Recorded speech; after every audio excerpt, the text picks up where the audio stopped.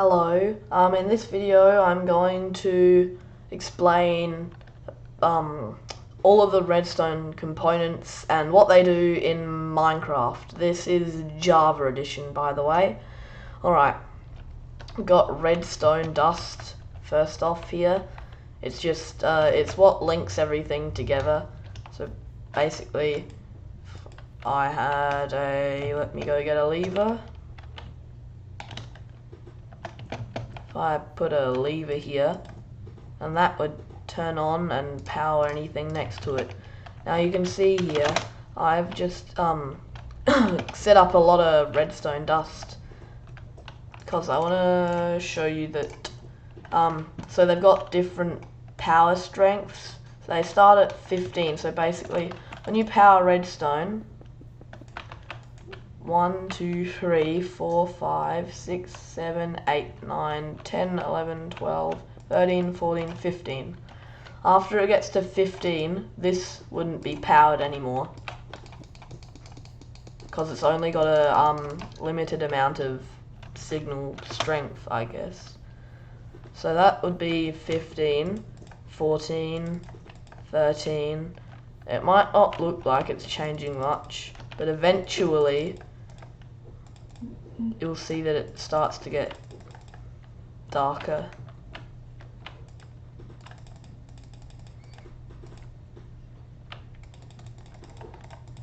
See? Now when it's at 1, it's pretty dark. So that's how the redstone dust works. Now let's get a repeater. So you know how I said that it runs out eventually? Well, the repeater can repeat the signal, so let's go down here.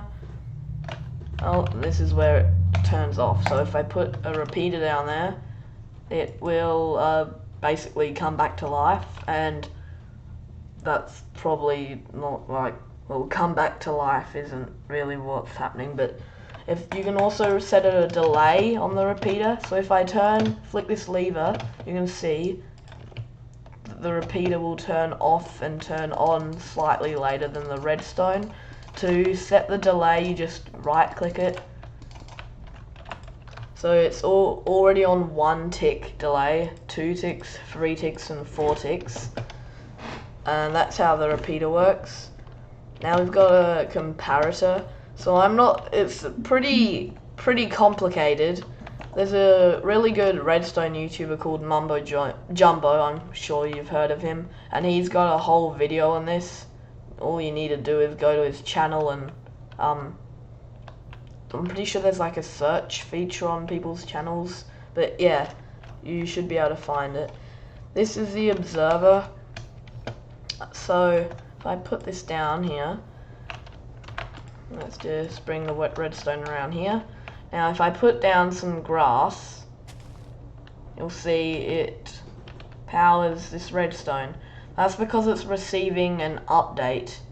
So an update's basically like a change. So now I broke that and it's flicked on for 1 tick, gives a 1 tick pulse. I'll put some grass down again and you can see it flashes, remove it, flashes.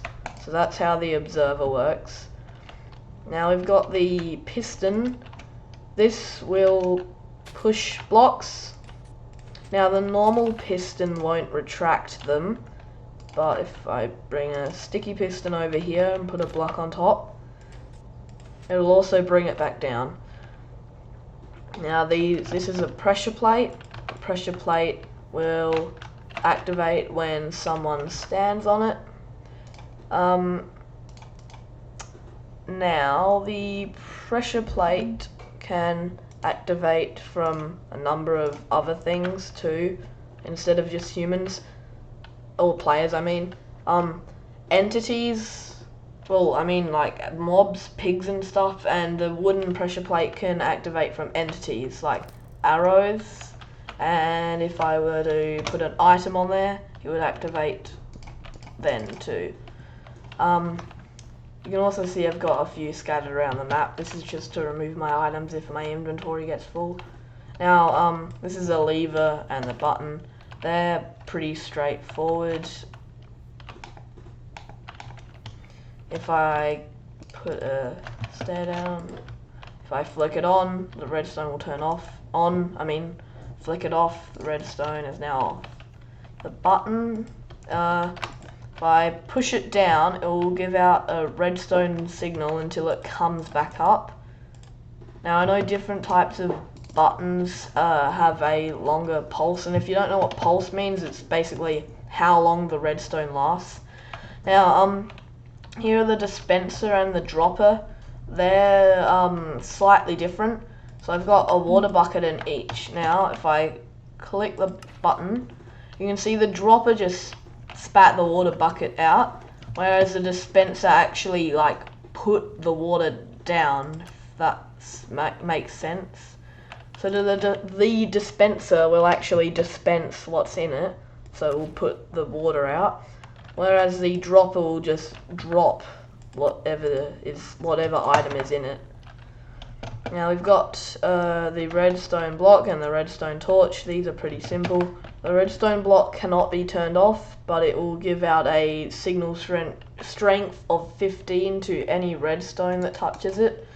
And the redstone torch, it can be turned off. It's like the redstone block, it gives out a signal strength of 15 too. I don't know why I can't speak. Now if I put a redstone torch down here on a full block, if I power some redstone into it, you can see it turns off. And if there's no redstone powering into it, then it turns back on. What could I use? I'll get a redstone lamp. So basically, you can put one on top. Now it's on, but when I flick this lever, which will put redstone into the side of the torch, it turns off. That's how the redstone torch works. I'll just put that back. Okay, that's all the simple stuff. Well, some other stuff's pretty simple, like the doors that we'll get onto, but I'm gonna clear out all my items and we'll go to the other stuff. Alright, here we are. I'll start with the target block, the trap chest, and the light. Well, the light isn't really too complicated, it just turns on when something's powering it. Now the target block, let me get a bow. I think it should be pretty straightforward on what it does. You hit it with an arrow and it gives out a redstone output. Now the trap chest, I'm sure a lot of people know what this is too. You know what, I'll actually just put this into the light. I need a repeater because otherwise you'll see it'll do that and it won't go into the light, so I need a repeater there. That's another thing repeaters can do. Now, I'll stand in a position, can you see it here? No. You can see that when the chest is open, the light will turn on, close it, light turns off.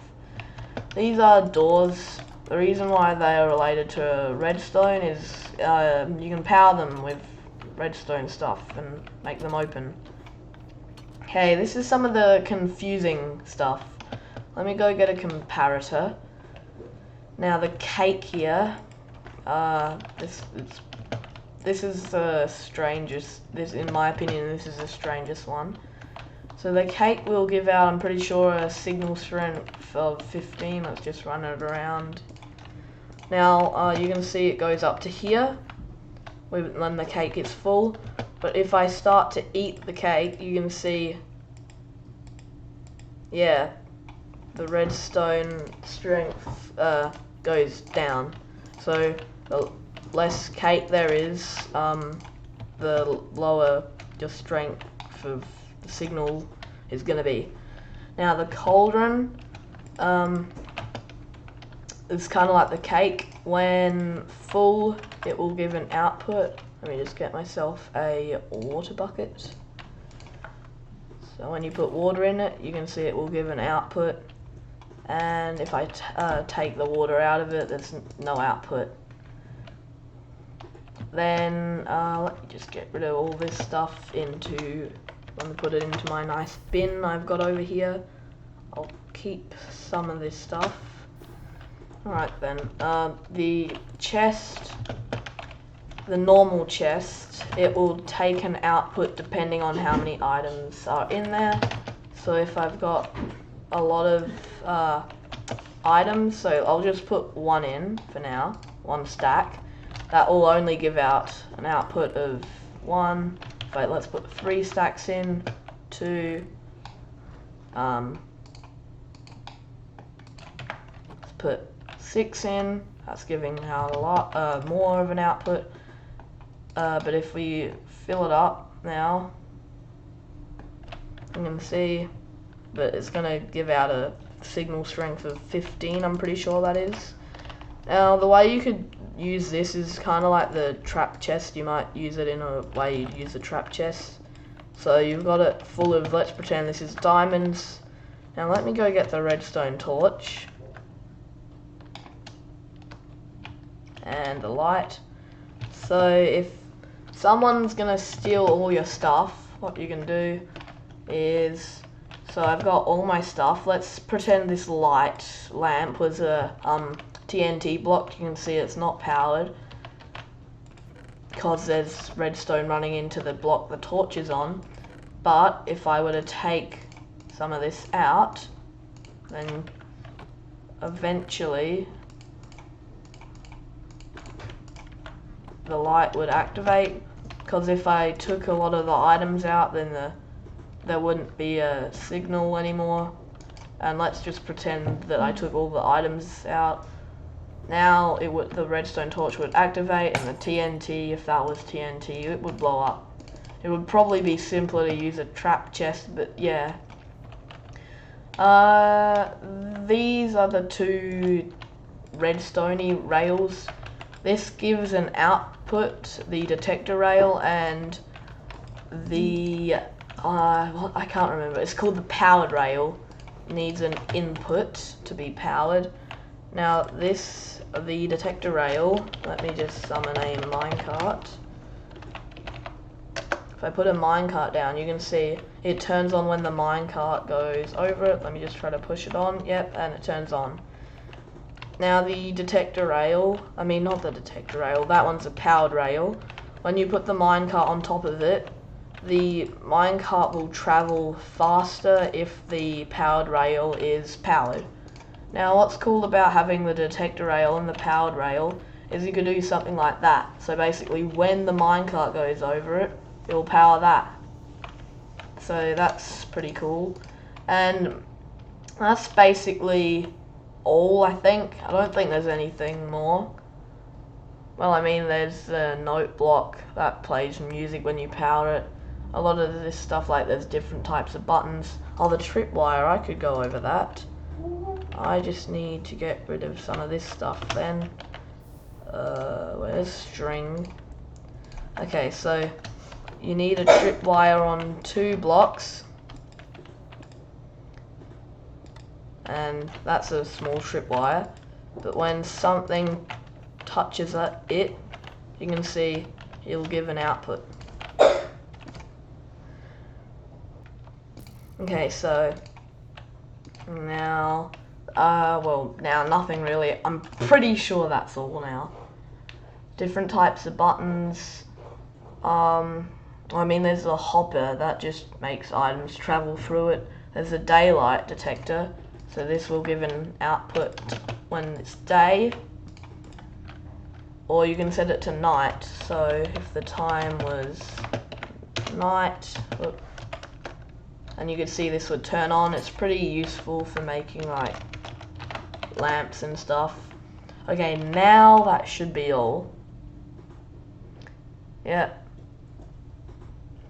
The lecture is, lectern is in here too. That's another thing that can be triggered by the comparator. So if I get a book,